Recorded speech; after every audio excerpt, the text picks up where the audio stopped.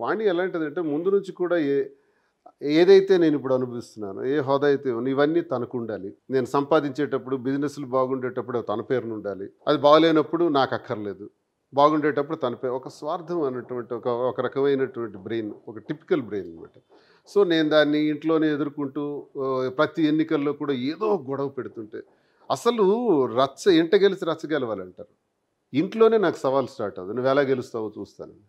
ఇంక నేను బయటికెళ్ళి ఏం పని చేస్తాను?